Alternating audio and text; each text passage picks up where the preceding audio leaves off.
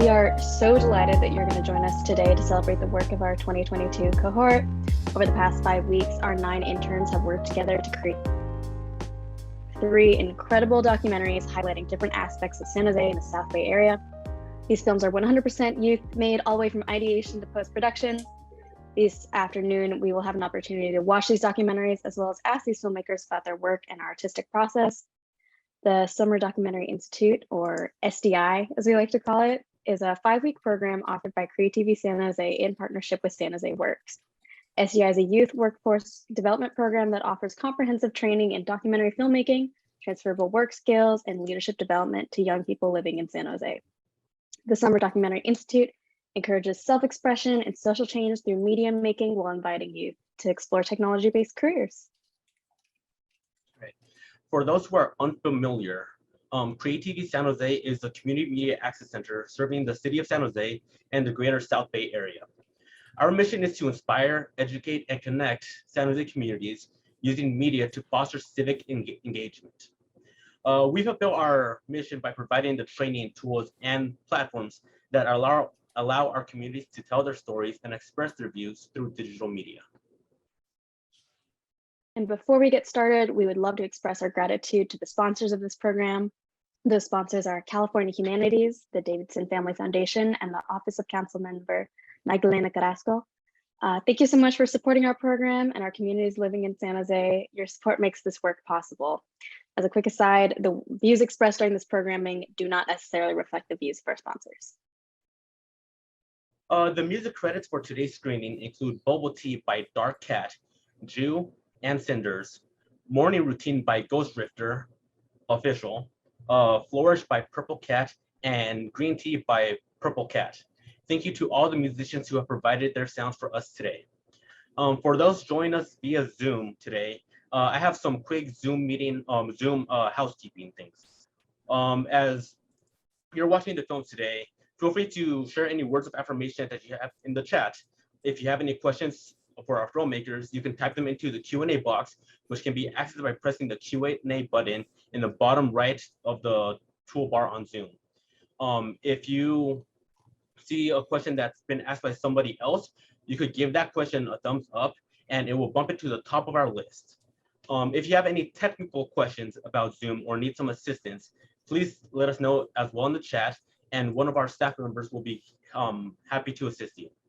And with that, I'll pass the mic to Julia to introduce our first documentary.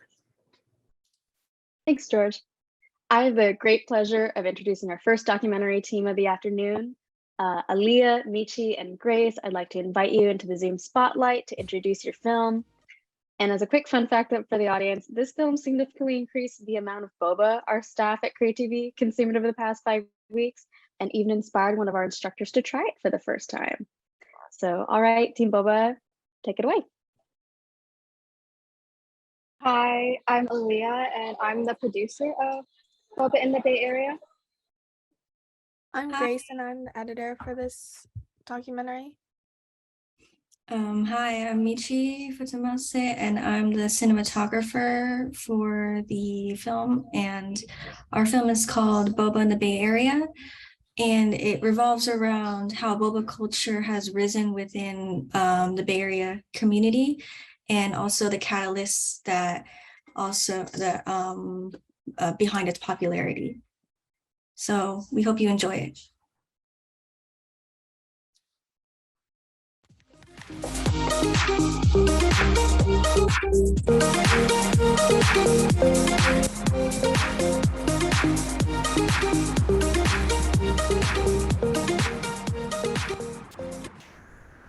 I am Michael Chen. This is my partner, Sam Wen. We started Fantasia in 1997. We both love tea. Very difficult to find a good quality tea, let alone the tea drinks. So boba, we think, is a perfect match with tea. It's trendy and something that back then you cannot find it anywhere here. Why does boba tea become so popular in the area? So tea is healthy, and the second one, tea is more versatile, meaning that you can play a lot of games with tea. But tea is more subtle, so that's why you see a lot of varieties, and also it's a perfect combination with boba. Tea itself, tea and milk, tea and creamer. Lots of combination you can play with. And you never get tired of it because there's so many creations, so many variations you can create. Before the boba tea, the coffee drinks is more popular. But you can think this way, the coffee cannot mix with the fruits. The tea can mix with like a strawberry, mango, honeydew, those flavor really well. Now more and more people appreciate tea. And up till today, we still have loyal customers. But the way I say it, I'm more thinking about tea versus boba. Because boba and tea, although it's a very good combination, but I think tea ultimately is the most important thing. It has the best health benefit, taste, and boba is just the perfect complement to that. Boba world has become like a culture now, especially in the young generations. When they get together, they always, a lot of them, they think, oh, let's go find a boba shop and get together. And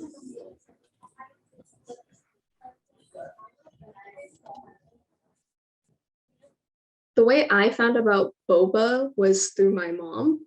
I actually remember in elementary school, my mom took me to Lee's Sandwiches this one time, and they had a promotion with boba. And my mom was like, oh, you should try it. And honestly, I kind of hated it at first because I wasn't used to it at all. Like I thought it was strange to like chew while I'm drinking something, but I really like boba because, well, first of all, I'm Indian, so the concept of putting black tea with milk and sugar is very familiar to me. Boba kind of has that familiarity.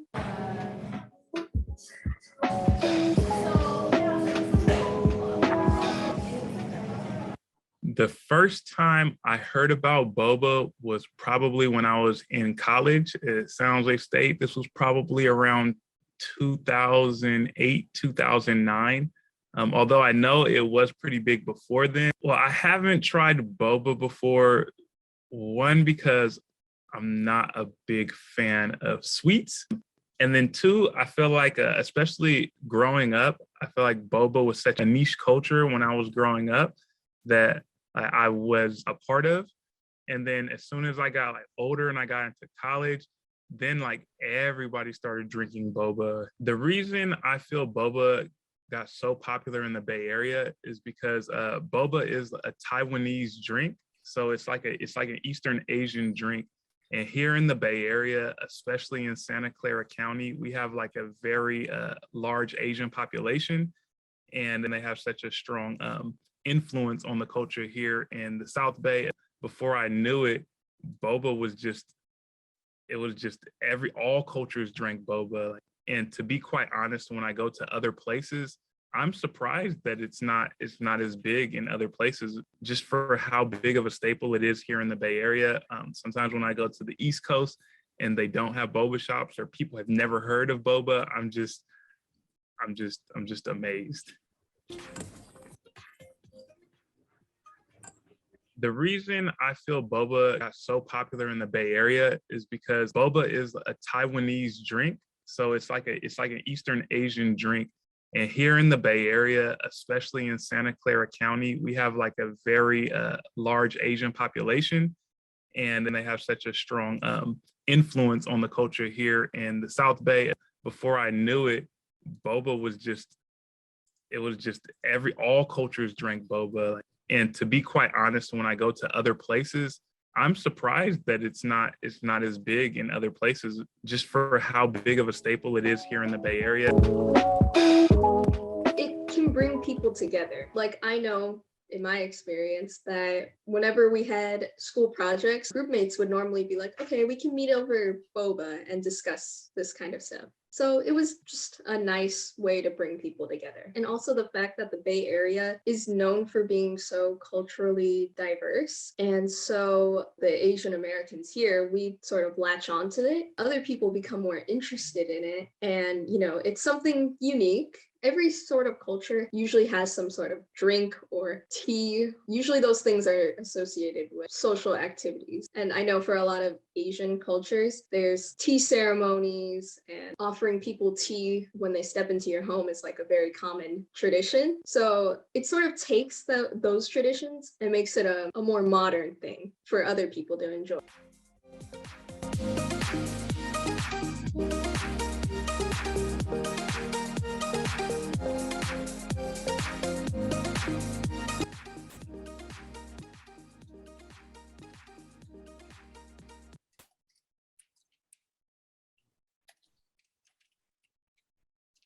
All right.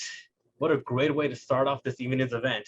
Can we get some love in the chat for boba in the Bay Area? I got a second what Julia said earlier. Our intake of boba has increased as we've done SDI. But yeah, thank you so much to Aaliyah, Michi, and Grace for sharing the work. For those who didn't catch it, Fantasia Tea and Coffee in Cupertino is the first boba shop that opened in the United States. I've always seen it, but I've never been there. So I think later today, I'm gonna have to go pick some up for myself. But now I would like to introduce our next documentary. And for inspiration for the next film, our interns turned to their own experiences and decided to shed some light on a subject that affects students across the United States. So now I would like to introduce Vince, Joanna, and Vanessa to join us on the digital stage to introduce their film. Hello, I'm Vanessa, the cinematographer of the Schools Divided documentary, and I worked with Joanna, our editor, and Vince, our producer. Schools Divided is basically about resource disparity between schools here in San Jose and how it affects students. We'd like to thank everyone for coming to the screening, and we'd also like to thank everyone who was involved with the making of our documentary. We really appreciate all the help and support.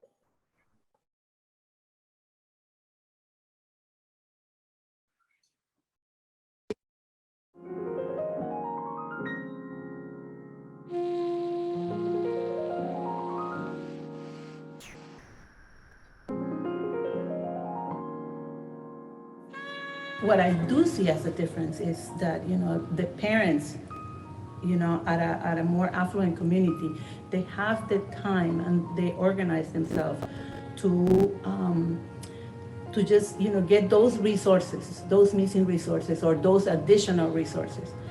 So you see, parents over there, if you see, their kids need tutoring, believe me, they can get tutoring, not a problem. If they need more equipment for it, they have a booster. We don't have any of that. Our community is different. Our community, if you see, most of them are working. Sometimes, we have even a hard time just trying to get enough parents on the side council because, it's like not all the parents can take that time, because they're busy. Most of our families, they're working sometimes 2 jobs just in order to make ends meet. So it is very different in that regard. It's just a matter of they have more resources, they have their finances, the access, to leave, to have other experiences that our students don't have.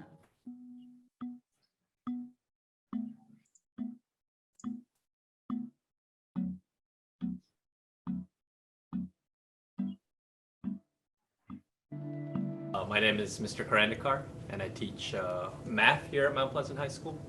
And most recently, I am teaching calculus and math 1, and I've been here for a couple of decades. My name is Randy Lim. I just graduated Mount Pleasant, class of 2022, and I'm 18 years old. I always talk to my freshmen, which are usually in math 1, about being A through G ready.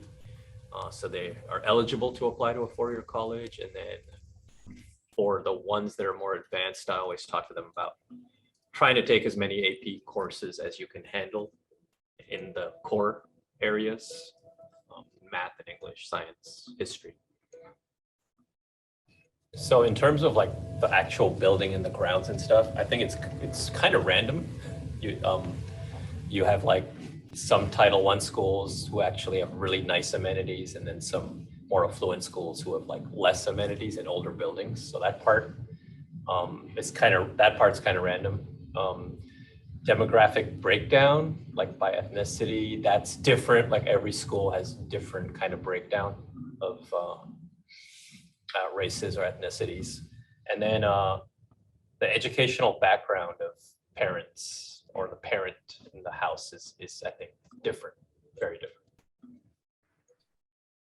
I think probably because income, right? EV, they're higher income, and here we're lower income. So it's just hard to motivate students here since they're, higher income, they're like their parents, probably bought them the tutoring, and so they're probably more well prepared. or since, you know, their parents probably most likely have a college degree, their mindset is like, I have to get a college degree too. So that's why they're more academic driven than our school. It gives them less opportunity. So I think one of the biggest lack of resources our students have is actually, it's not really financial, it's kind of a less time they get to spend with their parent or parents because they're working so much or for whatever reason. Less role models that have gone to college in the family to like model academically after. So I think that a lack of that makes it more difficult to succeed academically.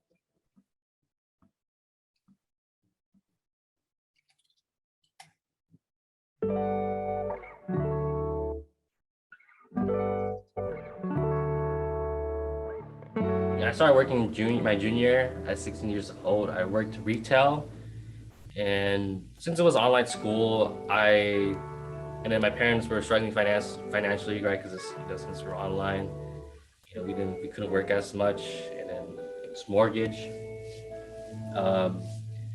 So I picked up, you know, a job at Great Mall. I would work 8 hours a day, and I eventually got burnt out, like 8 hours a day, 5 days a week.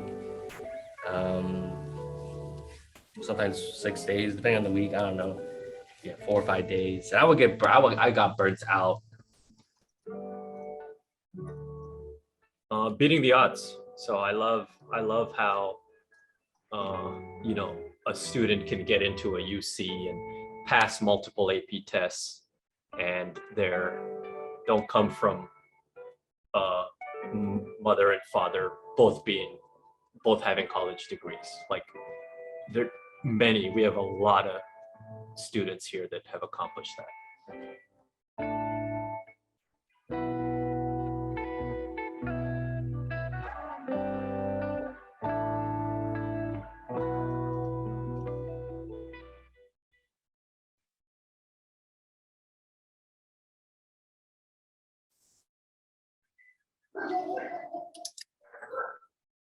Let's hear it for Schools Divided. Don't be afraid to leave some text-based applause in the chat. Thank you, Vince, Vanessa, and Joanna for your work on this important issue.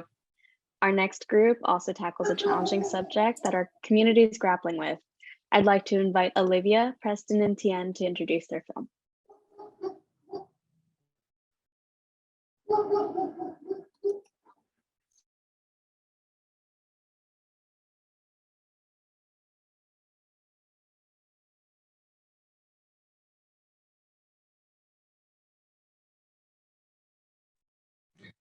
Hi, my name is Olivia Valadares, and I am the producer of With Compassion.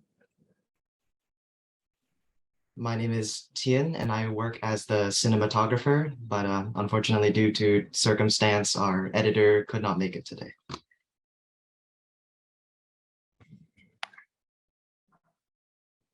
All right, so the goal of our documentary, With Compassion, was not only to identify the houselessness issue within Santa Clara County, but it was also with the idea of finding ways that everyone can help with their varying resources. So like different age groups or people who may not have the time to physically help. And we also, another one of our aims was to try and humanize the unhoused population of Santa Clara County. And before we go on, we'd like to share a huge thank you to everyone who came in, and of course all the staff here for this wonderful experience. And with that, I hope you all enjoy our screening.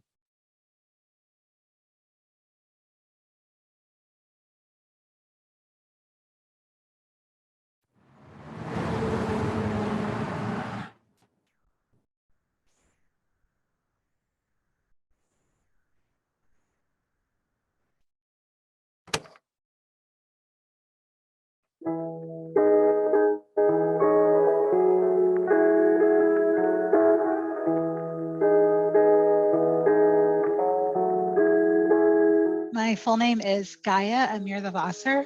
I currently work at Santa Clara Family Health Plan, which is a government-funded health insurance plan for our most vulnerable population within our county.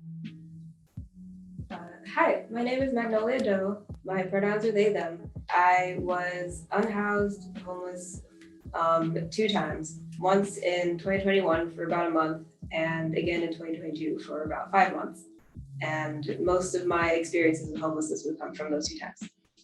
A lot of people think that when someone is experiencing homelessness, that the cause is that, you know, they're choosing to live on the street or they're lazy and unwilling to get a job. And that's not typically the case. I really don't think that most people want to be living on the street or unhoused. Most of the people who I met while I was homeless were ex-foster kids. I'd say for foster kids in particular, like speaking as one, once you age out of the system, it's hard to like get your footing. So I think a lot of us are kind of left with like, I guess just an unsureness. It's hard to get into like, I guess, normal life when you're not really sure what that is in the first place.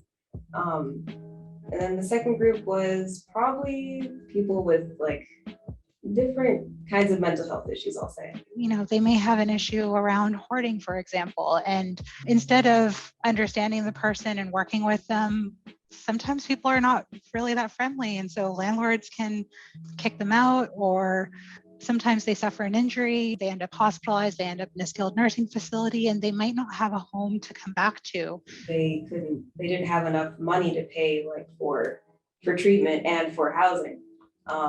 So they ended up on the street. I personally was lucky enough not to ever be homeless on the street. I have like heard experiences from other people who, it feels obvious, but it's not easy, especially in summer when it randomly breaks over 100 and there's not an easy place to get water from.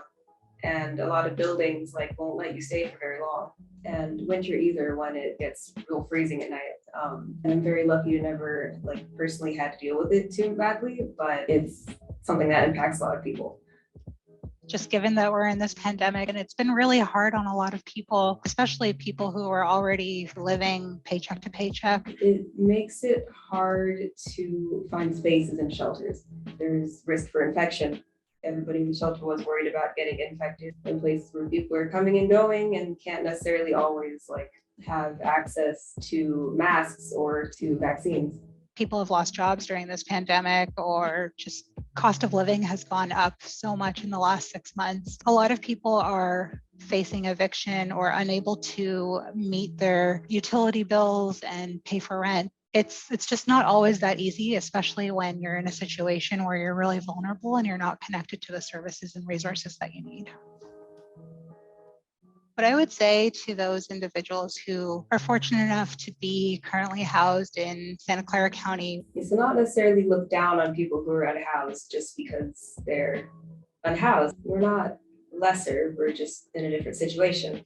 It really is up to us to help solve this housing crisis, and that it does impact all of us. Even though we currently are housed, it doesn't mean that our situation can't change. It's not as hard as you think to become homeless. It's not as deliberate. It can happen at any time for a lot of people living here.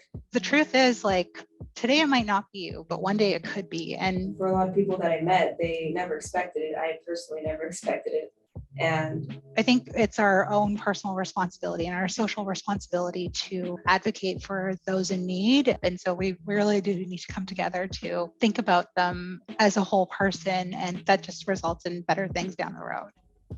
The final message that I would give the housed community of Santa Clara County would be to keep compassion in mind and know that when you see someone who is homeless or unhoused, like, you're still looking at a person.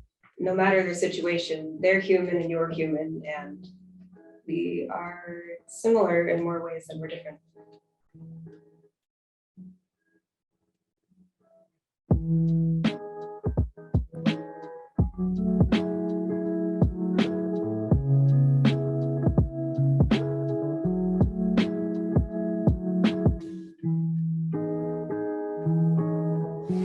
Get me McDonald's.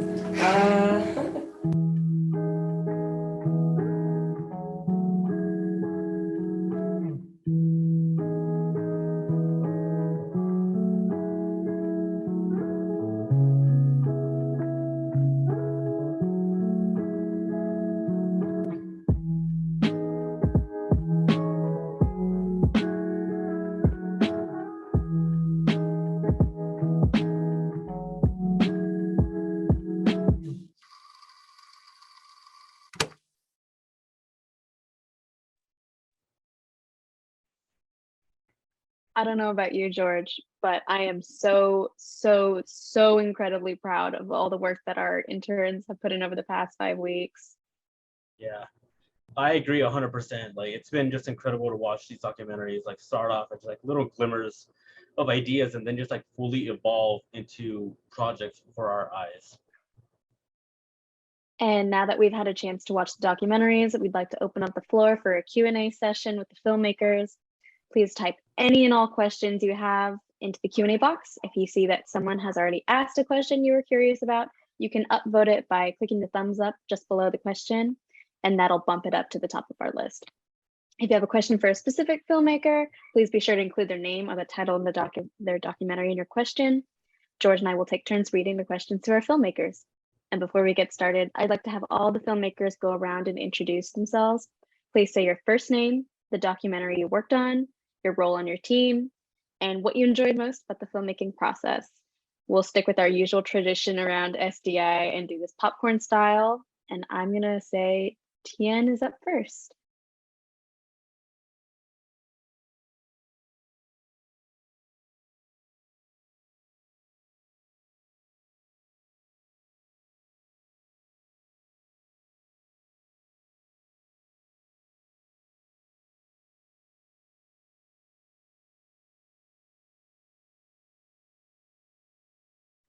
Okay, I think we're having a little bit of technical difficulties. So let's go to Joanna first. We're introducing ourselves, right? All right. So hello Yes. everyone. My name is Joanna Boy. I am the editor for the Schools Divided documentary. And it was really a pleasure to work with all the members in this program, and especially Vanessa, my cinematographer. My favorite part about making the documentary was definitely just getting all the shots and just putting together the interview. It was a really rewarding experience to see everything come together.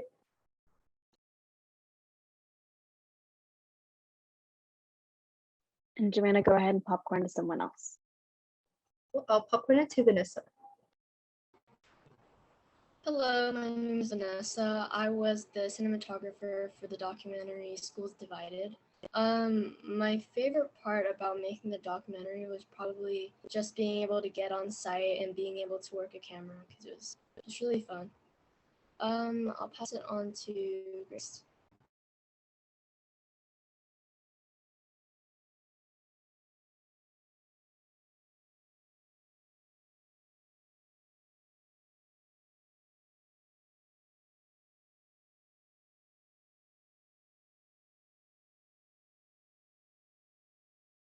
Hi, I'm Grace. I was the editor for the boba. Yeah, and I'll pass it on to Joanna. I think Joanna's already gone. Want to pick someone else? I'll pass it to each. Hi, I'm Michi, and I was the cinematographer of the Boba group. And my favorite part was filming on location and communicating with everyone and gaining their perspective. I'll pass it on to Aaliyah. Hi, my name is Aaliyah. I was the producer of the Boba documentary. And my favorite part of making the documentary was definitely interviewing everyone. And I'll pass it on to Olivia. Hi, my name is Olivia. I was the producer for the houselessness documentary. And I would say my favorite part was getting to hang out with my group while we were doing a lot of filming around downtown San Jose. I think I'll pass it back to Tien because I don't think he went yet.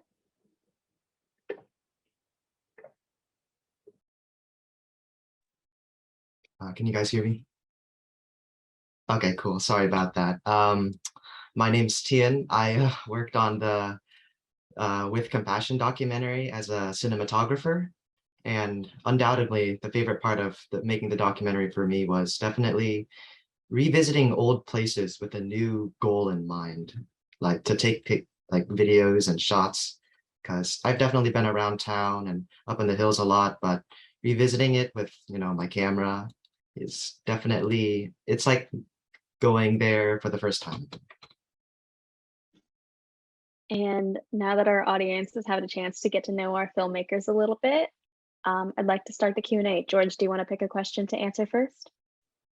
Yes. I see Gingy typed a question to the chat. And this goes out to the Bobo group. So whoever wants to answer, go ahead. Why did you choose to interview the owners of Fantasia specifically, instead of other places?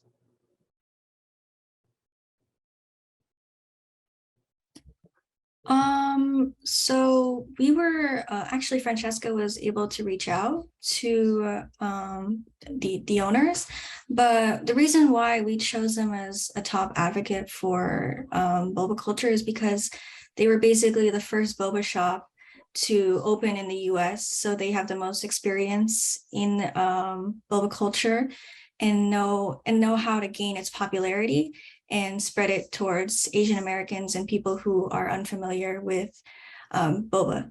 So it was interesting to get their perspective.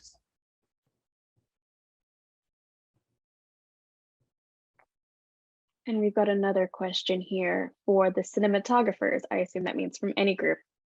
What was your approach in deciding what to shoot? We'll give Malcolm a second to bring him up here.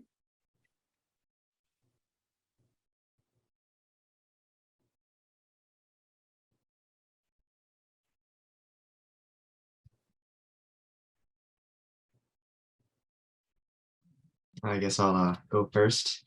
Definitely the biggest thing I based what I was going to take shots of was the interview questions and their answers. We naturally want to make sure that both of them are linked and that they're concise and they make sense.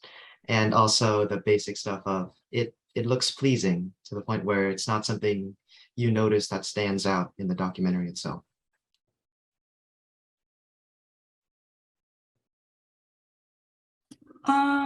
So obviously our film revolves around boba, but we also wanted to make more establishing shots of the shops or certain little objects within the boba shops that kind of connect towards it as like an established business. So we just wanted to also reach out to the audience that even though it's centered around boba, there's a whole community behind it that popularized the drink. For my approach, since we were basically just filming the schools, we wanted to kind of capture like the contrast of two different campuses. So one campus to have a lot of murals and just like visual interest, and the other campus also did have visual interest, but I think it was more about composition for that campus.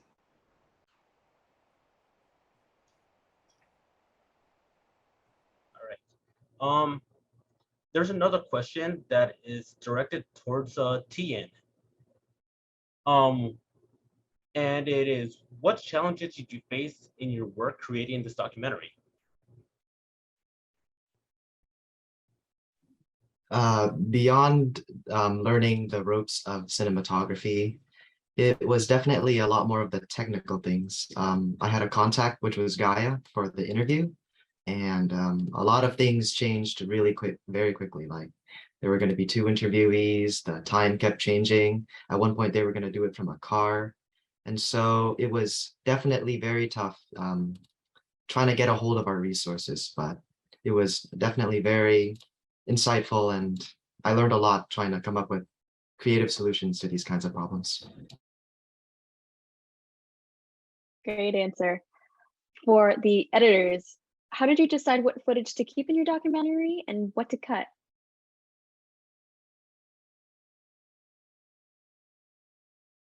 So for my group, we decided what footage to keep by like cutting out unnecessary parts of the video that were like boring to watch, because we wanted to make sure that our documentary was very more interesting.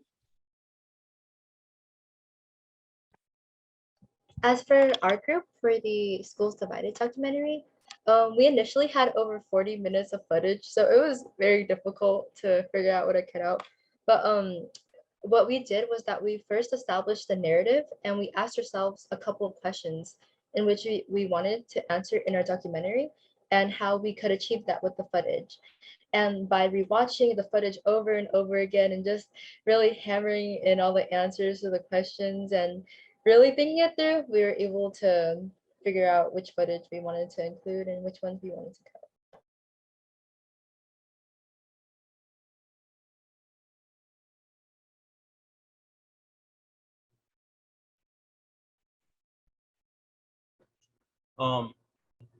This question goes out to the producers of every group. How did you guys manage to stay organized?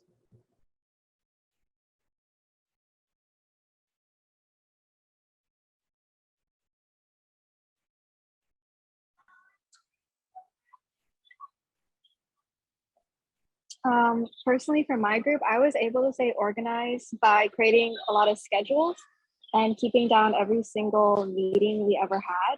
I also utilize Google Drive a lot. I have a lot of subfolders in the Google Drive to keep track of footage. And I also used a notebook to keep track of like my ideas for how I wanted the documentary to look.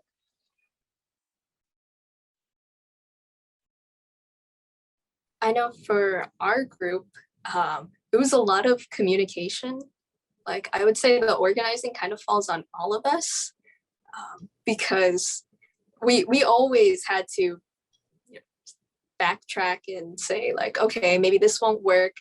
Can we settle on a time, you know, by the end of today, sort of thing. So it was just a lot of communication.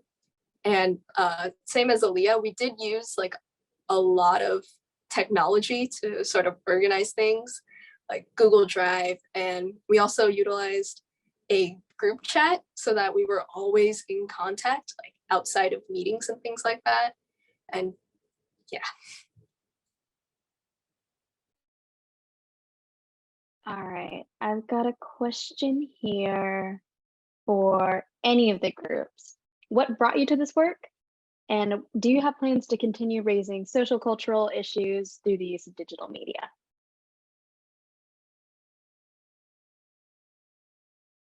So I think anybody who has an answer, go for it.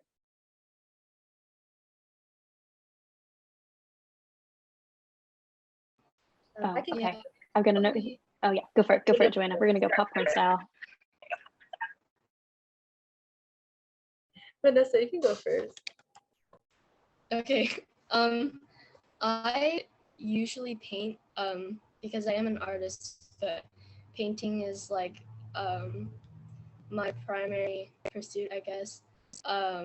So I think art is a really powerful medium, especially for expressing issues like with society and also just culturally. So I definitely plan to use painting to continue to express my opinions on social and also cultural issues. And Vanessa completely stole my answer because I agree with her. What brought me specifically to this work was that I'm going to be frank here. We just got matched with this company, but overall, I am really appreciative that we were able to be matched to this company because it's just social work is really important to me as a person, and with the topic that we chose for our documentary, um, I've personally experienced the achievement gap between schools, so it was really important to me. And I am also planning to utilize art in the future to promote social justice or social awareness.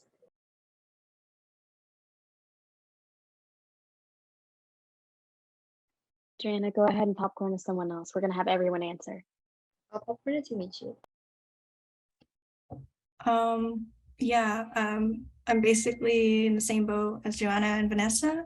I always used digital art or animation as my medium, and I hope to use it for social awareness and for later causes in the future. I'll pass it on to Grace.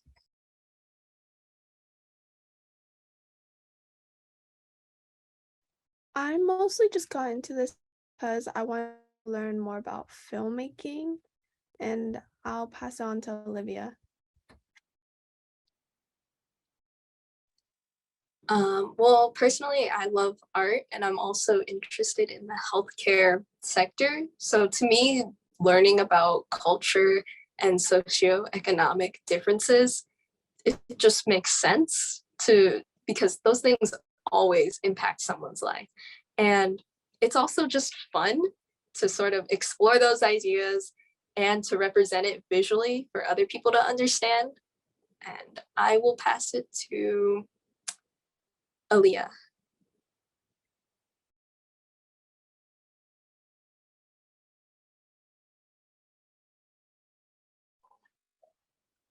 I usually do a lot of performance art. So being paired with this internship was the first time I ever used visual art, like filmmaking. But I'm really glad I did. I think using film and specifically documentary helps bring light to a lot of social issues. And I think that digital media is a very strong way to bring awareness to social issues. And I feel like in the future, I will use technology a lot more to help with causes. And I think it's just a very strong medium. And I'll pass it on to Tien.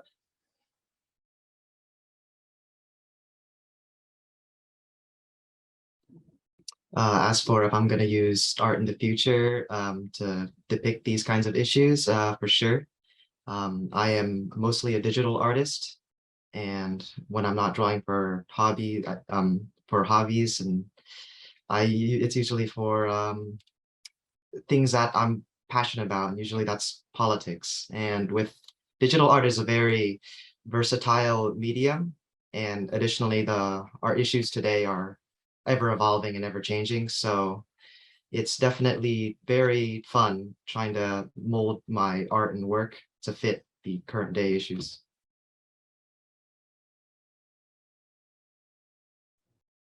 All right, was that everybody? Right, I think so. There are two questions that are pretty similar. Lori and Chad have a similar question.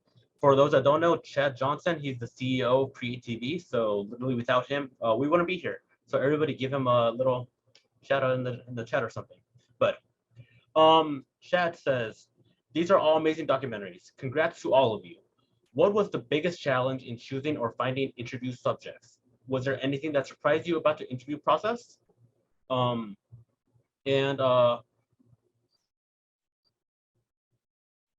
whoever wants to answer, you can go ahead and unmute yourself and answer it. I know there were some people that like had a group of interview subjects that they already had in mind. So how did you guys come up with that?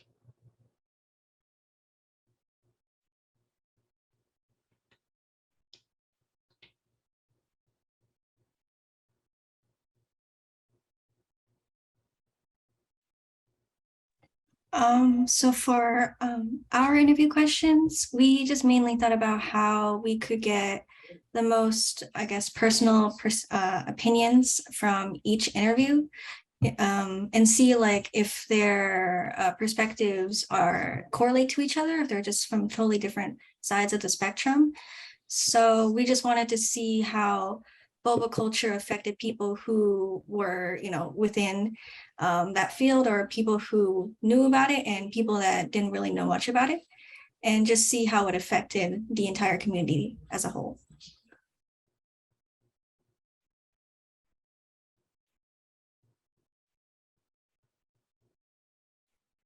Thanks for that answer, Michi. Our next question is, for anyone, what is the experience of making the film like? What did you feel while you were making the film?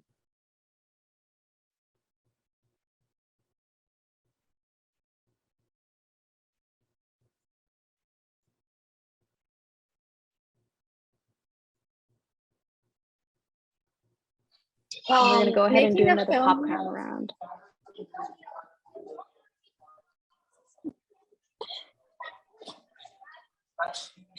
Should I just keep going? Yes, sorry, just keep going. Sorry, Aaliyah. Okay, it's okay. Making a film was definitely a bit more chaotic is a good word than I was expecting. It was a lot more schedule changes that I was expecting, but overall it was very fun. It's a very fun way to express yourself. And I really love being able to make a film, my first film ever. And so it's definitely a very fun medium to play around with and just like create anything you want. And I can popcorn it to Tian.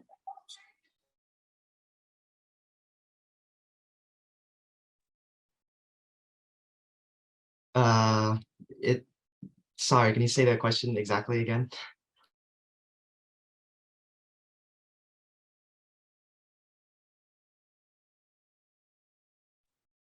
Oh, it's what I was feeling. Okay. It's definitely a very scary process as I have no experience with the like making videos in general. I am an illustrator. Film is absolutely terrifying. And on top of that, this is my first real world work experience with, deadlines, um, groups, and those two mixed together, it was a very scary, but looking back, definitely very developmental, and I've learned a lot. And I think I'll popcorn it over to Olivia.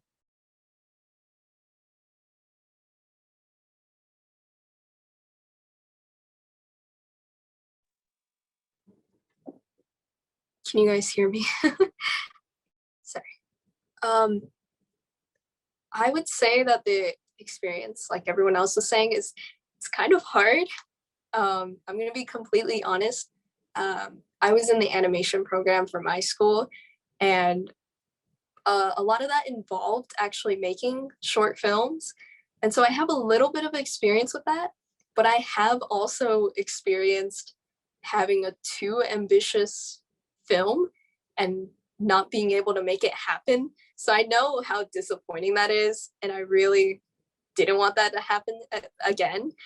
But I feel like it's very much a learning process, and I would say like the main feeling throughout, it was definitely like a little bit of nervousness, but also just being excited because I was learning so much about our topic that like I felt inspired pretty much. And I ended up really enjoying it. So yeah, I will pass it to, did Grace go yet? If not, I'll pass it to Grace.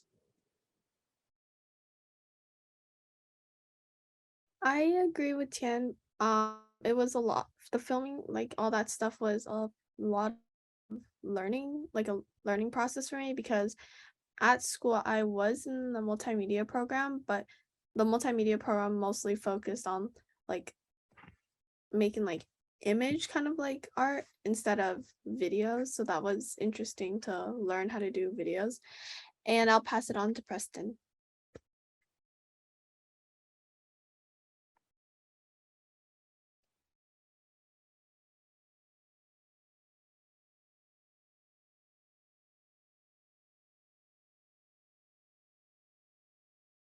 I don't think Preston is here.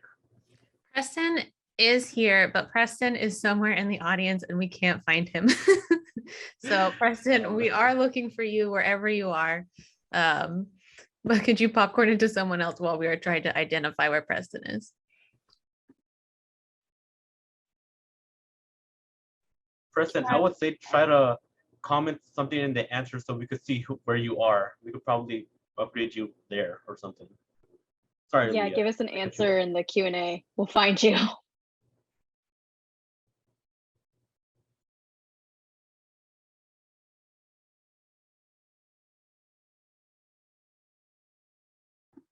In the meantime, Grace, can you popcorn it to someone else? Can I popcorn it to Vanessa? Okay. So making a film was pretty new to me. I've done photography before, but other than that, the concept was pretty foreign to me. So just learning about the process, I mean, it was a pretty steep learning curve. And then like actually getting on site it's just really about like trying to remember what you've learned for the past couple of weeks. So it was pretty challenging, but it was a good type of challenge.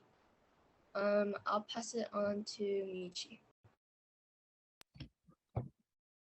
So same for me. It was basically my first time filming anything before, but it was actually pretty fun, filming from like different angles and getting different shots and just playing around with it. So I really enjoyed it. I'm going to pass it on to Aaliyah.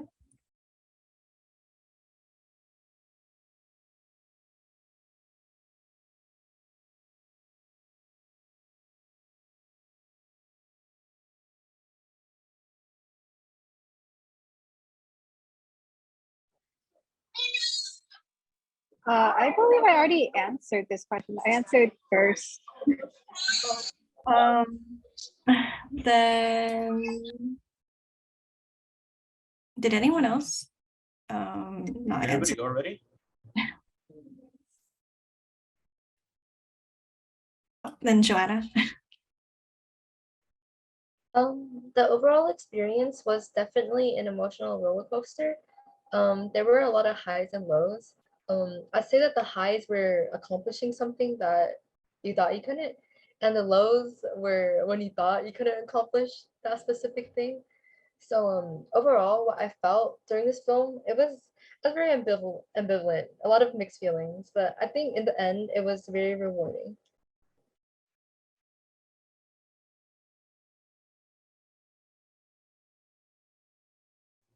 All right, we got another question that is directed towards the unhoused film group. So Olivia and Tian. What steps were taken to reach out to the interviewees? I kind of lucked out because my mom works at Santa Clara Family Health Plan. She's super cool, by the way. Shout out to my mom.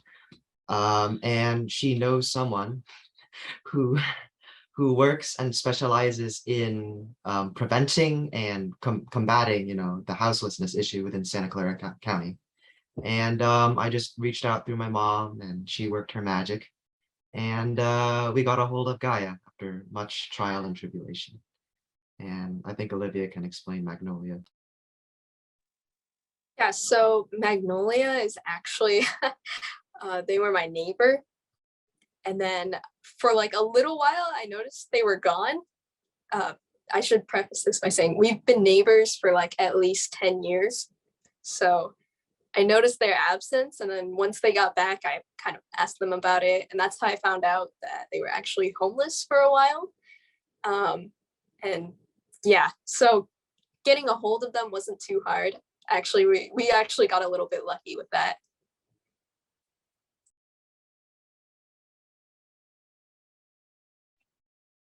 Thanks for the answers, guys.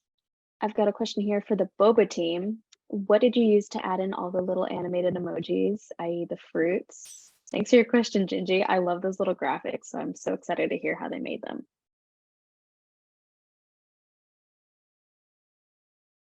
So we used Adobe Rush to edit the documentary. So we just used Adobe Rush to add the little graphics, and we made sure to pull pictures from like a website that gave you that, like, so to make sure that the pictures were not copyrighted or anything.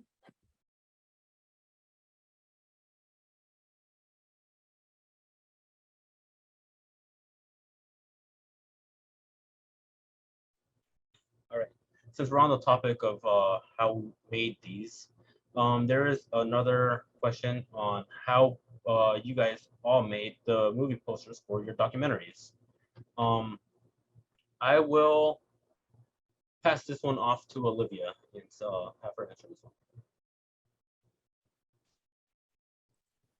one. If we're speaking practically, we use this app called Canva, and I'm pretty sure a lot of our other interns used it too. But I wasn't the one who like physically made our poster. I believe it was Tien and Preston. So maybe I'll pass it to Tien and he can explain a little bit more. It's honestly kind of, I don't know, I wouldn't say, well, not what you think, I guess. Well, we have a shot of the downtown area from the Martin Luther King Library, and we kind of put it into a filter that made it look painty-ish. So shout out to Topaz for making it look nice.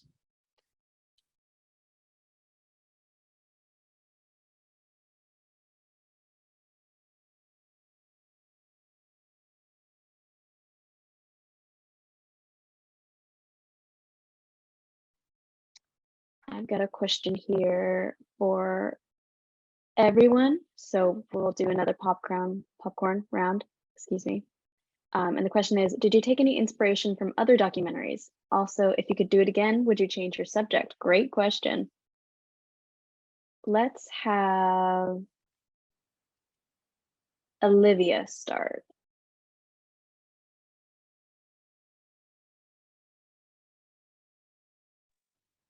Okay. Wait, sorry, what was the first part of the question? I remember the second half, but The question is, let me find it. Sorry, y'all. Did you take any inspiration from other documentaries? Also, if you could do it again, would you change your subject? I'll put it in the chat for you. yeah, so that was actually the first phase, I would say, was just all three of us going through tons of documentaries, kind of like on our own. We would just look up. Sometimes they were related to houselessness. So we saw some from perspectives of people who were unhoused.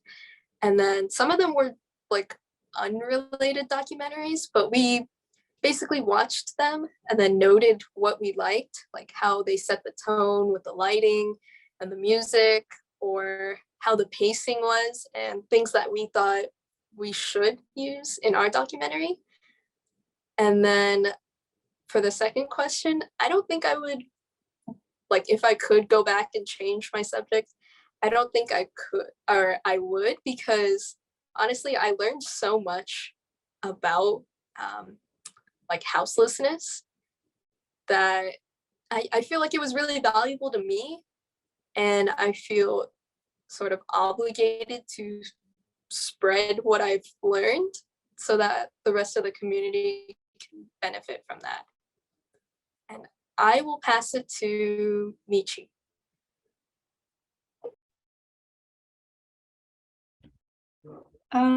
So for our documentary, we took inspiration mainly with like boba like posters or like boba shops, and since it's a pretty lighthearted documentary, we just decided to just make it a little bit more enjoyable, a little bit more just, you know, easygoing. So we didn't take like a whole lot of inspiration. We just kind of went with the flow and what made sense for the theme of it. And if I had to choose a different topic, I guess I would probably surround my film around Japantown. And since it's just like a huge impact within San Jose, and also kind of how it's disintegrating from San Jose, as a lot of shops and a lot of stores that were in Japantown for generations are slowly closing down. So I would just surround my documentary around that topic. And I'll pass it on to Vanessa. For my documentary, Schools Divided, I think we mostly took inspiration from documentaries we actually watched at CreaTV, because we were able to just like stream a lot of documentaries and kind of use them as inspiration.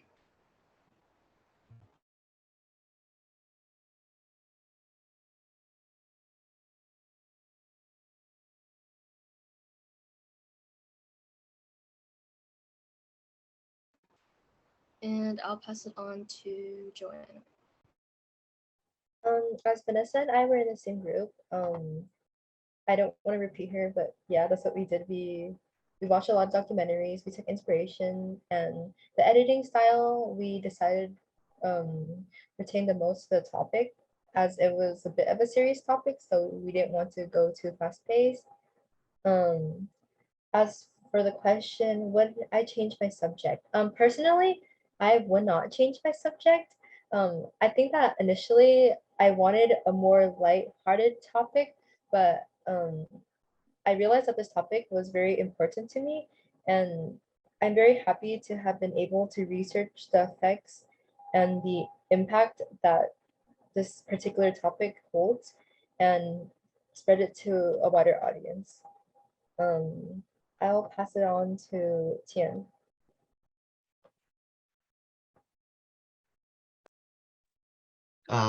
We also looked, as for inspiration, there was also a very similar documentary a couple of years ago. It was about the affordability of housing within the Bay Area, and we definitely took inspiration from that. And we had to chew through a lot of homeless documentaries because this is an incredibly touchy subject and we do not want to overstep. So we had to really drill in or like drive the point home what to do and what not to do. And as for if I want to do it again with a different subject, I'd actually say, yeah, I had a lot of fun with this one, don't get me wrong, but I think if I had to make another one, it might be about Chuck E. Cheese or something, you know, just for that little, you know, just getting more, knowing more about the process.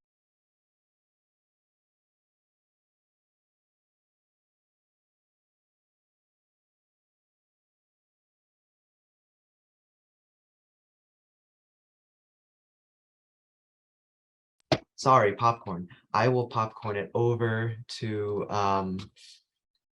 who hasn't gone yet?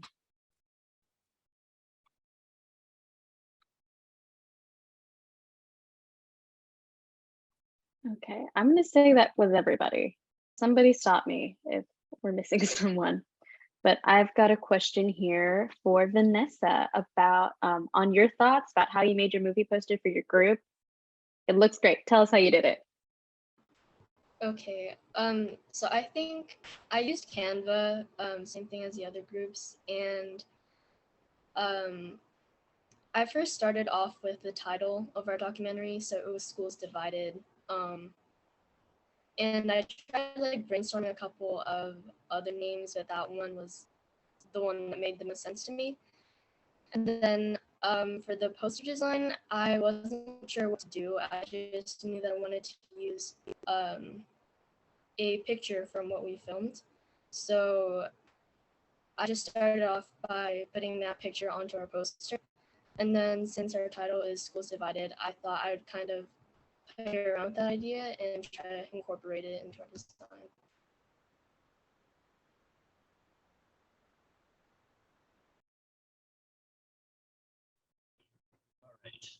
All right.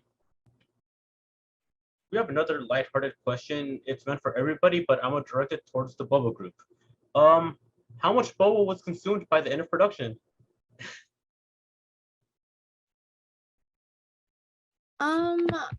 When we went to interview the two owners of Fantasia, they gave us free boba, so then that was one. And then from our in-person days, we got like I think four.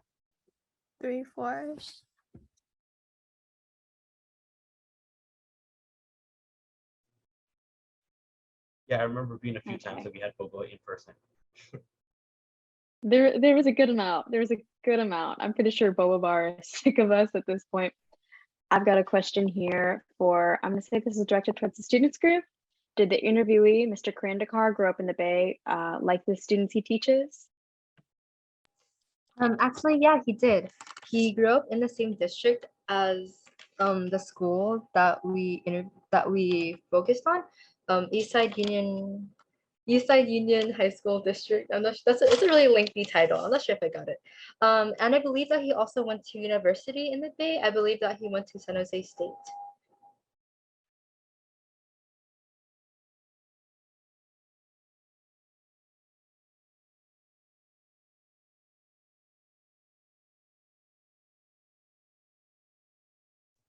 All right. Genji is asking another question, and I think we're gonna do another popcorn round. For anyone, what is something you learned about yourself in the filmmaking process?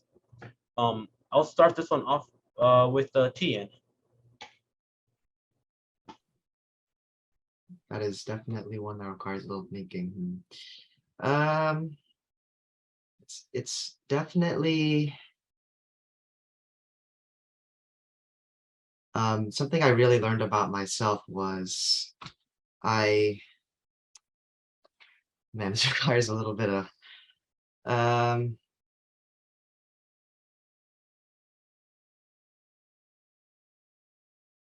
well, I definitely think that when it's something that I'm really passionate about, I'm willing to set aside things that would normally hold me back, as I was the one that proposed the documentary idea of houselessness.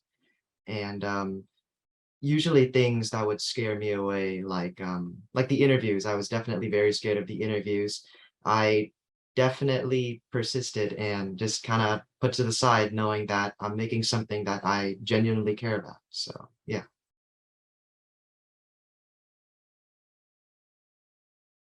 And I think I'll popcorn it over to Michi.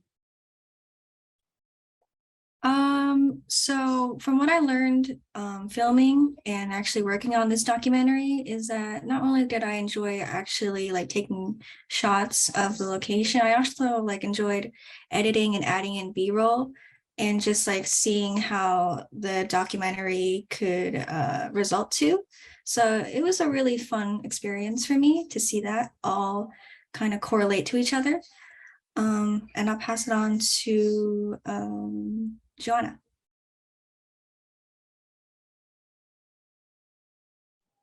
Um, through the making of this documentary, I definitely learned a lot of technical skills, such as using Adobe Rush, learning how to use the iPad camera to take B-roll shots. But as a person, I learned that I am not a really responsible person, but that also prompted me to improve the aspect of myself because I told myself, okay, this is a real job. So I definitely have to be more committed to this than I am to other aspects of my life. So it definitely taught me how to grow as an individual and taught me how to commit more to my responsibilities. I'll popcorn it to Olivia. Oh wow, there's a lot of things that I learned about myself. I would say first, running across San Jose State's football field is actually very hard for me, and I probably would not race over there like ever again. That was very painful. But more practically, I would say that I've learned that I actually enjoy this process. Like, I didn't expect to enjoy interviewing people as much, but honestly, I think it's really cool to talk to people now. Like, there's a lot of things that you don't know about someone until you kind of poke at them. And I found that I'm like, I enjoy that kind of stuff, I would say. And I also learned that like filming and cinematography is actually really fun. Personally, I've only really done, like when it comes to films, I've only done like pencil drawing type of animation. So I've never actually used a camera like that before, but I definitely did enjoy it. And I think I will pass it to Vanessa. One thing that I did learn throughout this program was definitely communication skills. Before I wasn't too open about just like talking about my own ideas. But eventually I just started to get a lot more confident in my own ideas and just being able to share them and also listen to other people's ideas was really nice. I'll pass.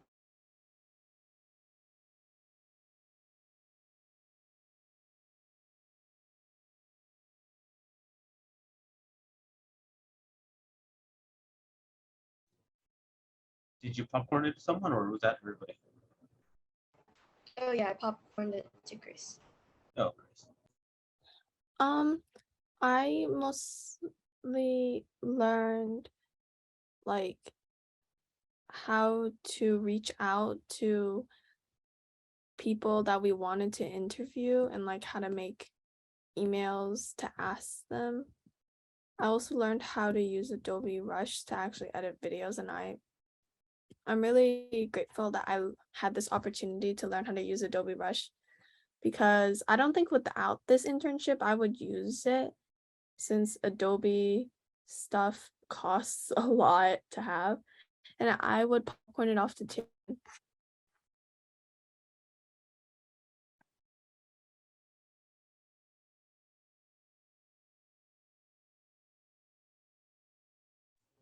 sorry, who did you popcorn it to? Tian. Oh, I think Tien already went. Yeah.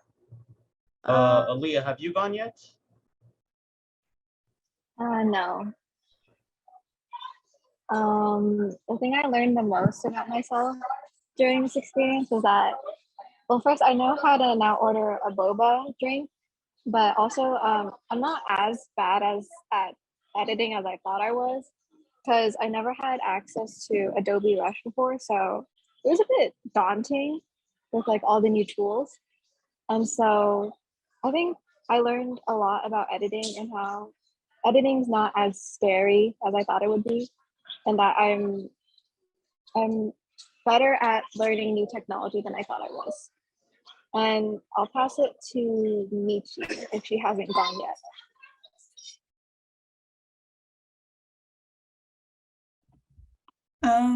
I think I already went. Or is it like a different question? Sorry. No, I think you were the last to go. I've got a question here for Aaliyah. The people want to know how you came up with the idea for the boba documentary when you haven't had boba before. Great question. Quite easy. It's like they're just always around me, kind of like, you know, how your little cars are always around you, but you never driven a car before, but you're interested in cars. It's kind of like same thing, you know, just because it's around me all the time, it made me interested to make a documentary about it. And yeah, I mean, I think I've had like a sip of boba before, but like not a full-on drink that I've ordered and I picked for myself. But now I like it. I mean, I'll get it if someone takes me to a boba shop. So yeah.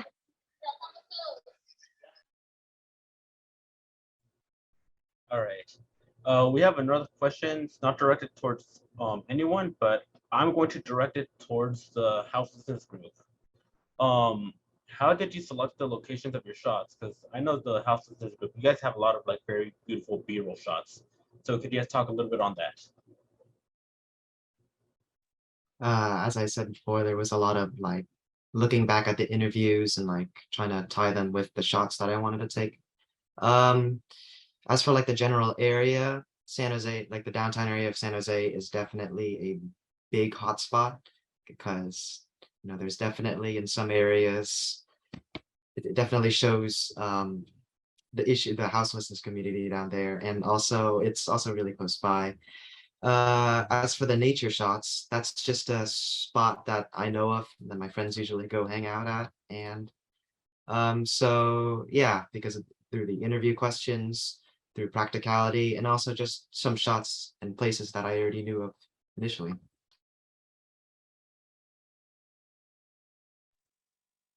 I can also add on to this by saying, well, downtown San Jose is, you know, most people in San Jose have been to downtown, so they immediately recognize a lot of those things like San Pedro Square.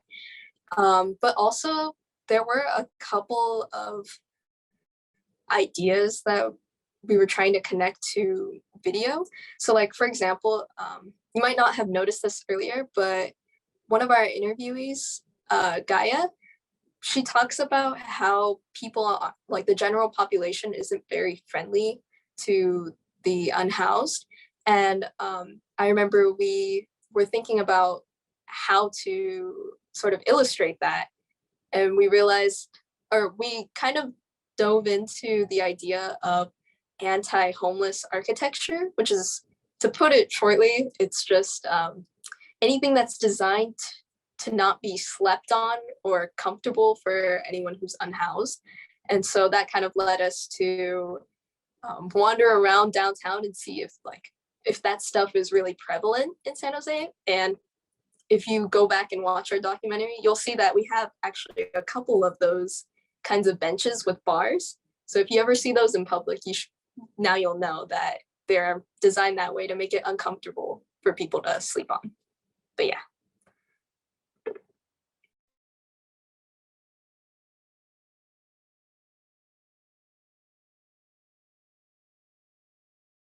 Okay.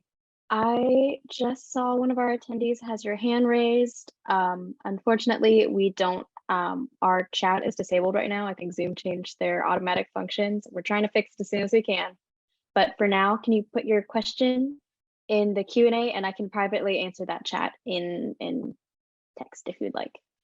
But moving on to our live questions, this is for everyone. We'll do popcorn style again. And what was it like to work together to make a film with other people?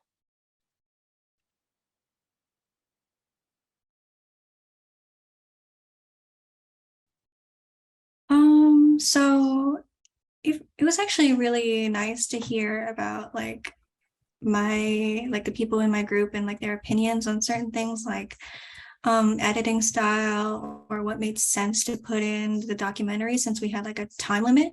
So it was overall a really good experience to understand how it works to work with group mates. And yeah, it's a really helpful tool in the future.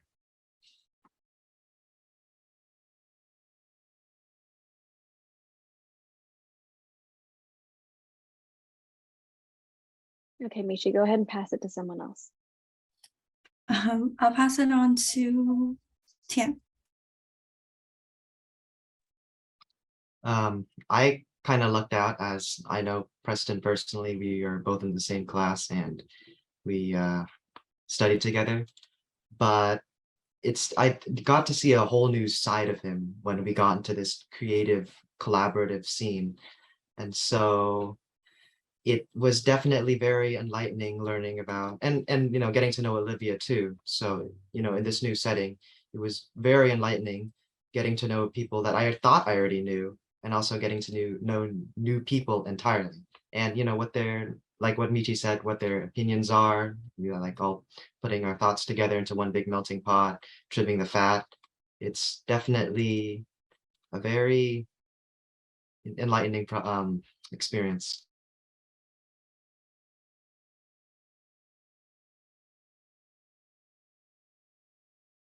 Oh yeah, and I think I'll pass it over to Olivia.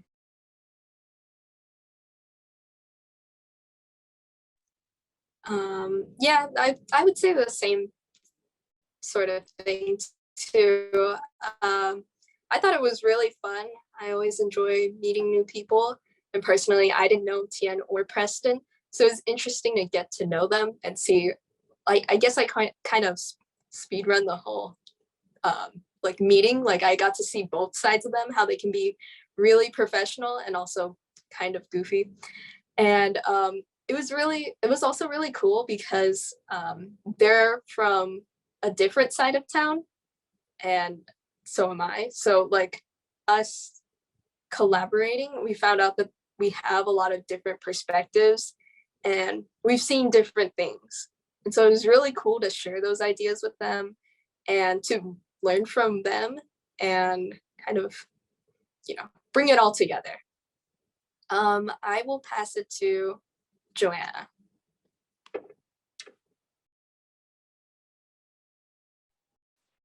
I definitely agree with Olivia. It was very enjoyable meeting new people as I only knew Olivia from the school year and I didn't even know her that well. And but in my experience, though it's very fun. It was very fun. I did have some particular issues with working as a group and it taught me how to be more communicative and understanding. of other people. But overall, it was a very fun experience, and I loved meeting everyone that it wasn't even in the group. So I'll pass it on to Vanessa. Yeah, it was a really great experience.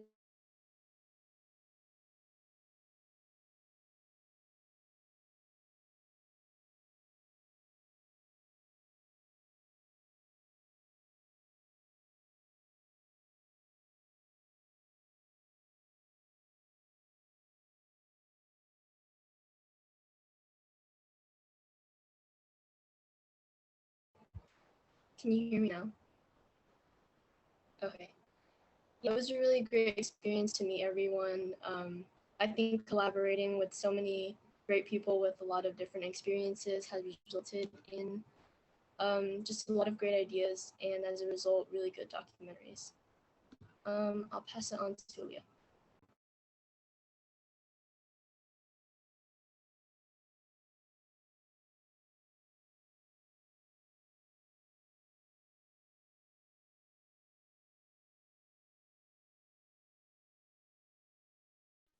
Okay. Olivia went already. Maybe Okay, we so can anyone who pass it hasn't gone in to that round? maybe we can pass it to Preston since we finally found Preston.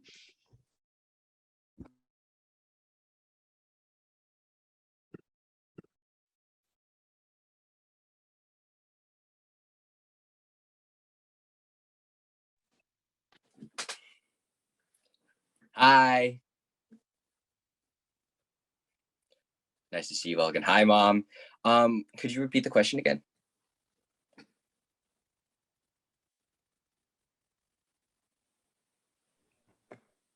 I think it was like, how was it working with your group or like as a group? Yeah. How was it working with my group? As Tian already said, I've met him before. We've been friends for a few years now, and it was really interesting getting to meet Olivia because she doesn't go to Santa Teresa like we did, and everyone else, I think they go to different high schools. It was really interesting to see that we had so much in common with each other, and working with them as a team, it felt like we'd known each other for years.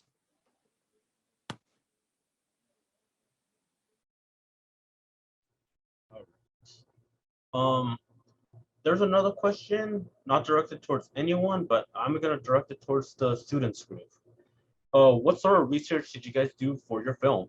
I know you guys had a lot of stats and stuff, so how'd you guys come across those?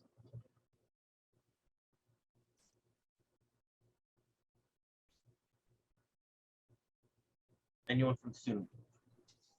The research we did, what we did was we just searched up keywords that pertain to the research that we wanted to find. And we ended up on a website called niche.com/K12. And that's a reliable website, though at first we were a little bit distraught. We were like, what the heck is this? But yeah, we just searched up keywords. We searched up all of the prevalent or well-known school websites. I forgot the name, but yeah, we also tried to look on College Board to see if any statistics were available. We also asked our peers to kind of validate our research, though that's probably not a good practice, but you know, we needed some validation. So yeah.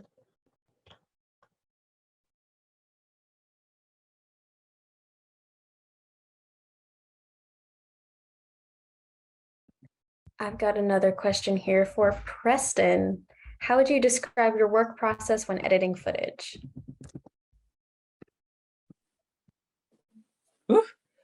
My work process when editing footage, I had never edited something that was so large. I think the interview we had with Gaia was about 30 minutes, and then the interview we had with Magnolia was about 12-15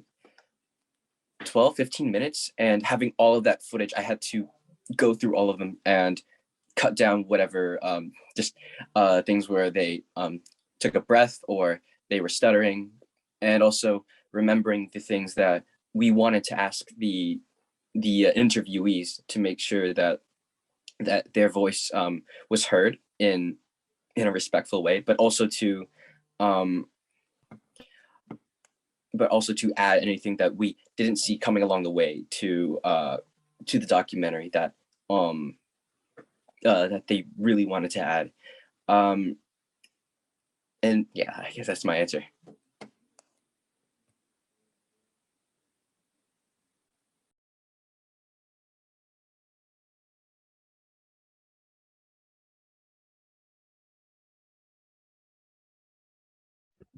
Okay, we've got another question here. This one's going to go out to everybody. We'll do another popcorn round. What things were you surprised to learn in the program, both in filmmaking and in the subjects you covered?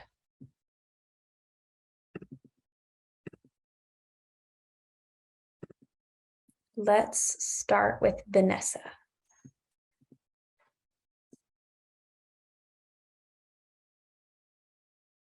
Sorry, could you repeat the question again?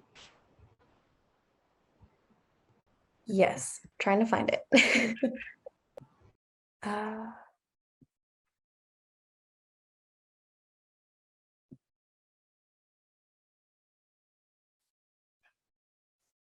The question was, what things were you surprised to learn in the program, both in filmmaking and the questions you covered?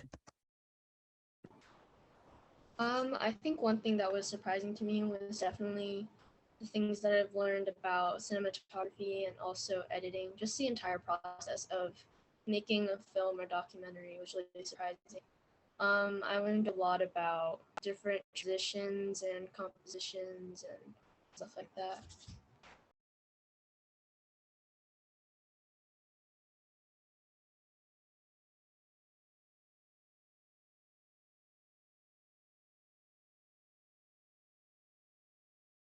Did you popcorn it someone? Or Yeah, Julia. Aaliyah?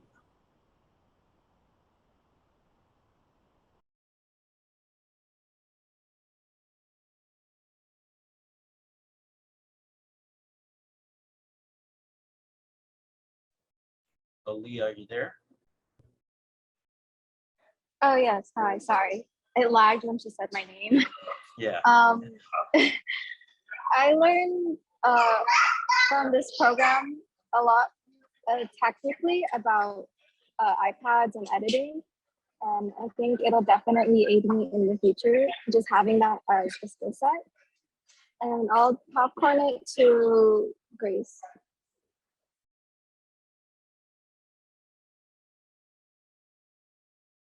Kind of like what I said before, like this program, I really learned how to edit using Adobe Rush, and that was nice.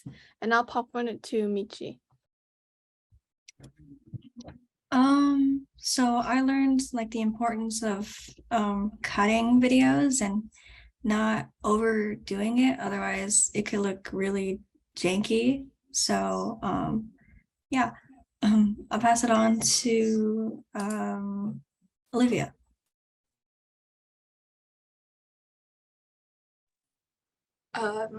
Yeah, again, just like everyone else had said, I learned a lot of like technical skills, especially since I really didn't know anything about filming in real life.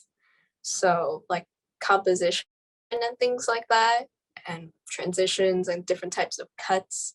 Yeah, I learned a whole bunch about that. And I will pass it to Tian.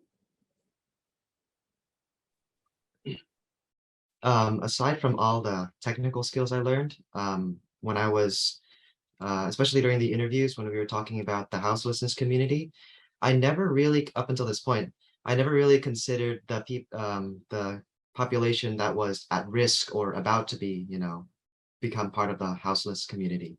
And I've definitely come to learn to consider them more, such as people who recently lost their job and are about to get kicked out, or they're in the hospital and when they get out, they have no home to go back to. I never really thought about those people, and now I definitely consider them. And I will popcorn it over to Preston.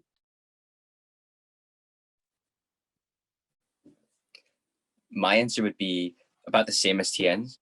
I learned a lot. Being able to interview both Magnolia, who was homeless, and then Gaia, who's seen many homeless people, or people in the houseless community. And there are a lot of issues that that those people face that I never even think about because they're such minor inconveniences to me, well, to everyone. But they have it so much harder.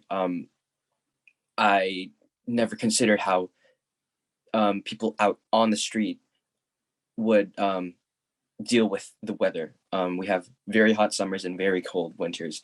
I never thought about how people on the street would deal with coronavirus, how they were supposed to get vaccines, how they were supposed to wash their hands, to get masks, all those things that are, I guess, trivial to me. They really add up when you don't have a home to come back to.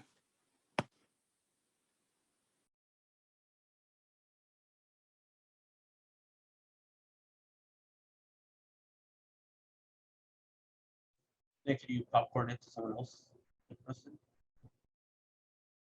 Right. Actually, no, I don't know who to popcorn it to. Has everyone already gone? I think Joanna and Vanessa are left, if I'm not mistaken. I'll popcorn it to Vanessa. Wait, I think I already won, so it was a different question. Yeah. One more person didn't go? Joanna? Yeah, Joanna. If you're there. Oh, okay. Oh, she's not here right now. All right. We'll just go on to another question. Another question by Jinji. Jinji has been putting some really good questions, and this one is also really good. If you were given the time, opportunity, and resources, what country would you shoot a documentary in? I will pass this one to Grace, and again, just like popcorn around. If I could, I think I would shoot like, well, if I could do like, for example, like the boba documentary again, I would want to shoot in Taiwan because that's where boba started, and that'd be really interesting to hear more about like where it originated. And I would popcorn it off to Michi.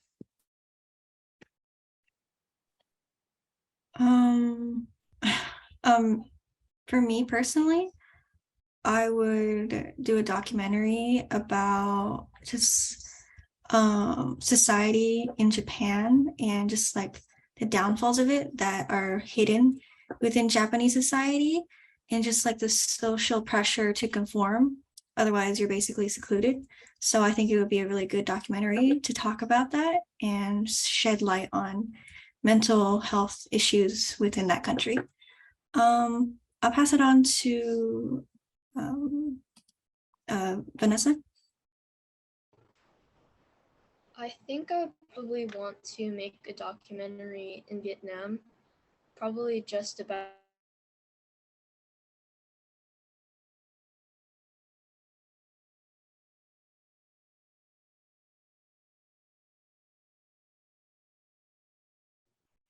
Vanessa, I think your audio cut out.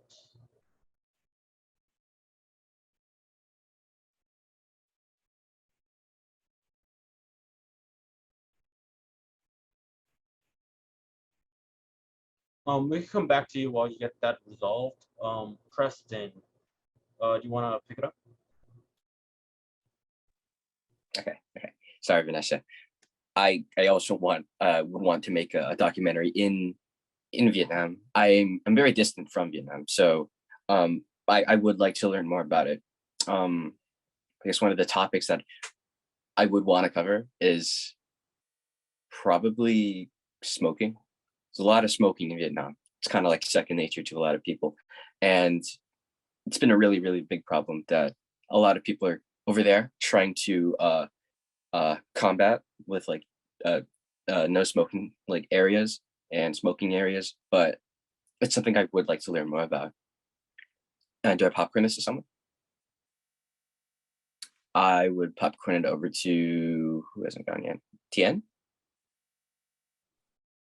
If I were to film in a different country, it'd probably be Mexico, not because of the scenery, but particularly because of there's an issue of the drug cartels down there. That is something, yeah, that is an issue that, another issue I am particularly, I wouldn't say passionate about, but like I'm interested in following. And it's definitely a very, it's something that I want to cover in a sense. I don't know how to word it, but yeah. And I think I'll popcorn it over to, is Vanessa's mic back up and running again?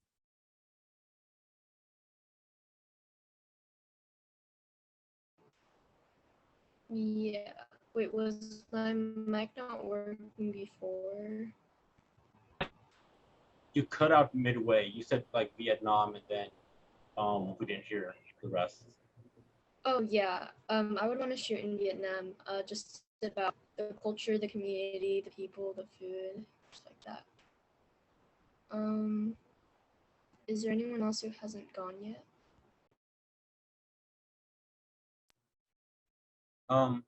Olivia, you want to go? Yeah, sure. I think something that I'm kind of interested in is how people in like Nordic countries, so like Sweden, Norway, Finland, that area, how they function in summer, when the sun doesn't set till about 2 a.m. Because I visited some family there, and that 1 week in Sweden was very painful. I have no idea how people just adapt to it after not having sun for most of the year. I just think it's an interesting sort of concept to look into. I'll pass it to Joanna if she's back.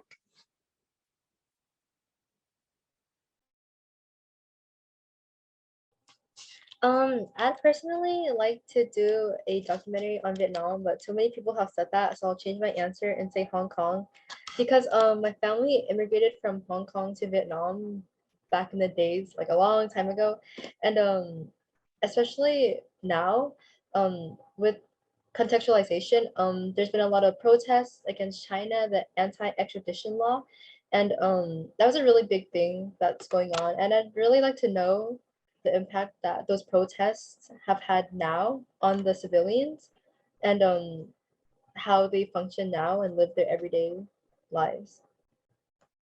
And I'll popcorn it to Grace if she hasn't.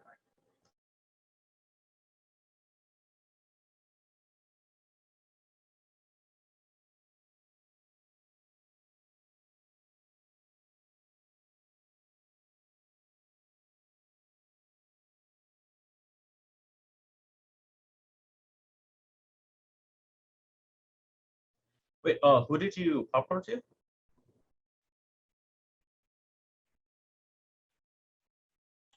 Grace.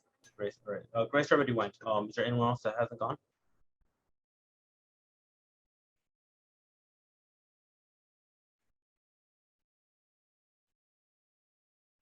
Nope. All right. We'll do one more and wrap it up. We're getting close to the time. So, knowing what you know now, what would you tell yourself prior to working on your project today? And we could do another popcorn round. And Preston, you want to start it off?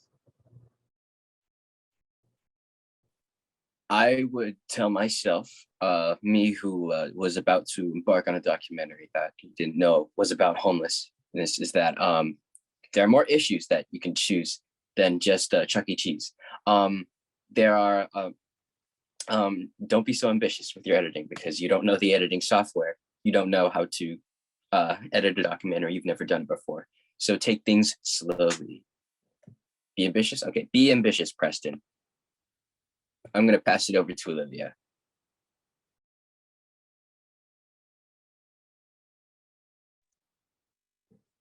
This one's kind of hard. I think I would probably go back and tell myself, like, it's okay to enjoy it, and it's okay to also be stressed about it.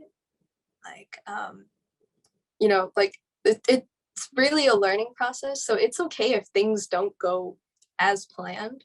Like it may be stressful in the moment, but it'll work itself out. And I also had like a group that was also willing to go with the flow. So like I shouldn't worry too much. And I will pass it to Aaliyah.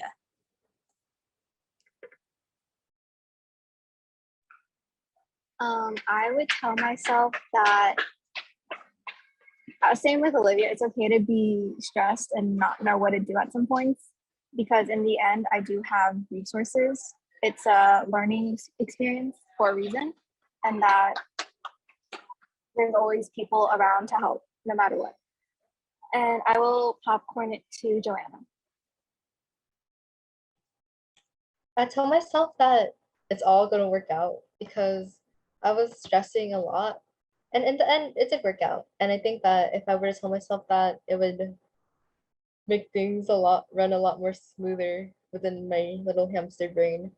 I'll popcorn it to Michi. Yeah, so like everyone said, just don't stress about the process since you're still going through the motions. And if things change within your schedule, just don't think about it too much and it'll just basically work out on its own. I'll pass it on to Grace.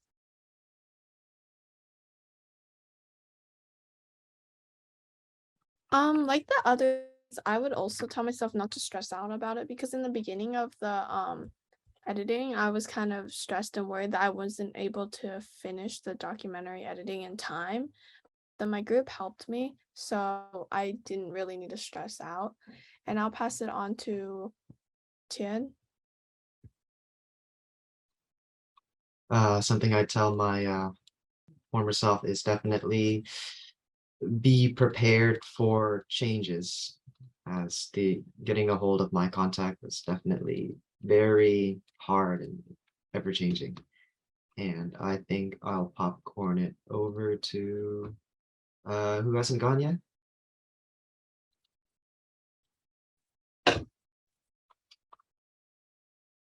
I'll popcorn it over to Vanessa.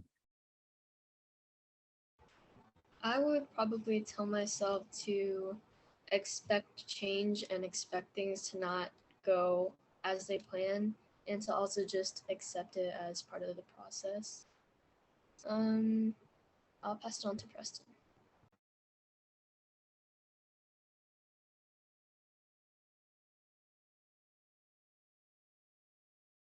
I went at the beginning, right? Yeah, I think you did. I think that's everybody. That is everyone. That is everybody. So that would conclude our Q&A session. Thank you to everybody who asked questions, and thank you to our filmmakers for not only like working hard and making these documentaries, but just answering the questions and just giving us an insight on what it was like to make these documentaries. We are quickly approaching the end of our time together, but before we go, our instructors have a few words that they would like to share with our interns. So now I would like to introduce our 3 instructors of SDI, Francesca, Malcolm, and Constance. Hello, everyone. My name is Francesca. I am the Education and Community Manager here at CreaTV San Jose. I would like to give a little bit of context for the program. So our program is a 5-week program where we teach a comprehensive approach to documentary filmmaking. So we go over everything from what a documentary is, to how to brainstorm, how to ideate an idea, how to move through all of the stages of production, pre-production, production, post-production. And we also go over distributing the films. Many of our interns had never made a film before or had never made a documentary film before. So for those of you who are unfamiliar with the filmmaking process, 5 weeks is an incredibly short amount of time to make a film, especially when you're learning all of the skills that are necessary to make a film. So I just want to congratulate all of our interns and thank them for all of their hard work over the course of this program. Not only did they make films, But this in this day and age, marketing your film is a big part of being a filmmaker as well. So our participants also created a press kit for their documentaries. They created a movie poster. They wrote artist statements. So they've really gone through the entire process of making a film, which is just an incredible amount of work and requires such a complex skill set. So just congratulations to everyone. I hope you all feel really proud of yourselves. I know that I feel super proud of you, and I know that Constance and Malcolm do as well, because we always talk about it after our sessions every day. We just talk about how smart and talented you all are. This program has also felt particularly special because it is my first time, as well as Constance and Malcolm's first time teaching this program. Malcolm and I started working at CreaTV last year, so we have taught the Documentary Me program, which is our adult documentary making program, but this is our first time teaching SDI. And in the words of Sheryl Crow, a la Cat Stevens, the first cut is the deepest. So, it has been such an honor to get to know all of you. And as an instructor, I know that the most joyful part of this process is just getting to see you all learn and grow and get to know more about you and learn all of your like quirks and idiosyncrasies and learn about what your superpowers are and what your talents are. So I'm just going to miss you all so much, and I'm so proud of you all. Please know that we are always here for you if you need anything. You have our contact information, so please don't hesitate to reach out. And I am just so proud of you all. And I will popcorn it off to Constance. Well, Francesca pretty much said it all, but yeah, I've been super proud and impressed with all the work that you've all done.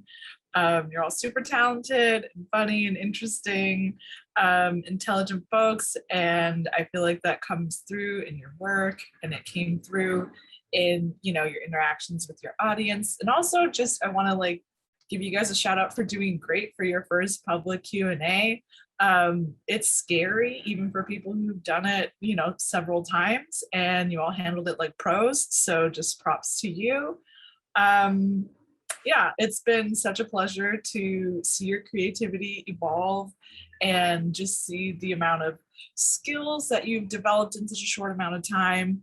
The sort of troubleshooting situations, or as Tien says, funny stories that you have to sort of correct in the process. And that's such a huge part of filmmaking, of creativity, and of life in general. So it's such a broad and adaptable thing to be able to apply to what you've done here and what you'll do moving forward. Yeah, I'm proud of you. I hope that you can all take the experiences you've had here and carry that with you as you move forward in your education and life in general, and keep in touch. It's been great. I've learned a lot alongside with you all.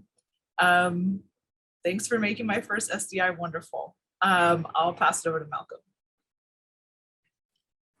Thank you so much. Of course, I'm going to second everything that Constance said and everything that Francesca said. I would just like to add, I am really appreciative to all of your teachers, all of your mentors, your friends, your family, whoever raised this great bunch of interns. Definitely made our job a lot easier. It was such an honor to work with you all, and beyond that, it was an honor to work with you all while you're in this transition phase into stepping into your adulthood. And just every time you would ask questions that weren't even about SDI, that maybe it was just about life, or it was just about going into college. It really made me feel not just like an instructor, but kind of like a big brother. So I really appreciate that. As soon as we came in to our first Zoom class, we had our first icebreaker, and after the first icebreaker, it already started to feel like family. And it was further solidified with us being able to do like a couple in-person days. So I'm thoroughly going to miss you all. Like, my schedule next week just looks way too open. All right, it looks way too open, and it's probably going to be a little less light, because you all definitely brought a lot of light to me working with you all every day. Again, it was an honor and a pleasure. I know you all are going to do great things. You all have a great head on your shoulders, and please do not hesitate to ask for anything. If you need references, if you need a letter of recommendation, it really means a lot to us when you reach out asking for us to help you. So please look at us as resources moving forward. That is it. I just want to thank you all. Great work. And before we move on, I am going to go off script a little bit. Sorry, everyone, because I was the one that wrote the script, but I would also like to extend a big thank you to Constance and Malcolm. We could not have made the program happen without you. You both are incredible instructors, and I have just really enjoyed seeing you build relationships with all of our interns and youth mentors.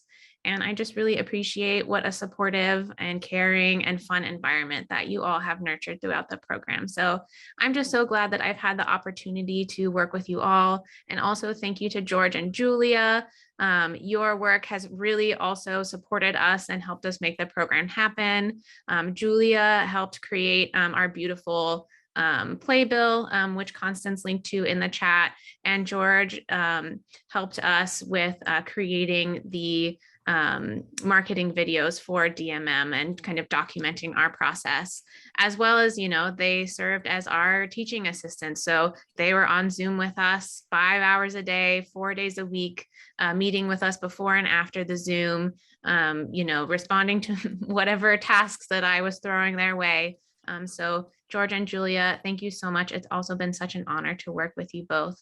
And with that, I will pass it on back to our lovely hosts. I have to agree with everything that Francesca, Malcolm, and Constance said. It has been a pleasure working with all of you, and I'm so excited to see all the ways you move through the world in the future. Don't forget, you can always reach out to us if you ever need a hand with applying for college or a reference letter. We would be happy to help you in any way we possibly could. Yes, agree with everything that everybody has said.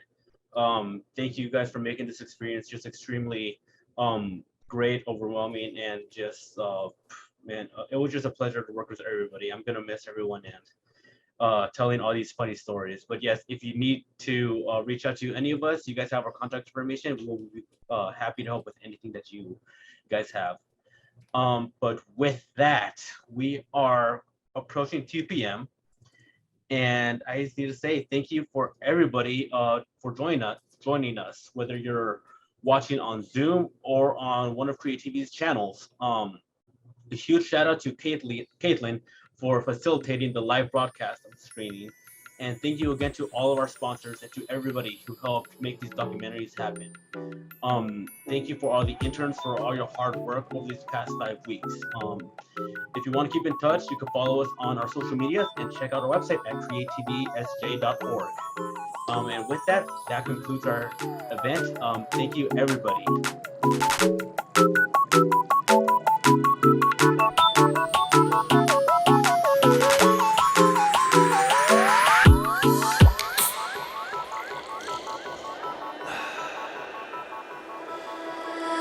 Let's go.